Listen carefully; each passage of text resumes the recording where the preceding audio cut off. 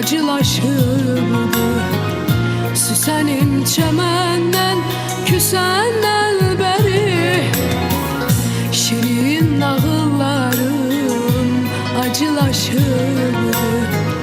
Süsenin çemenden küsenden beri dünyada gözümde başkalaşıbdı. Yalanlar gerçeği üzenden beri dünyada gözümde başkalaşıbdı.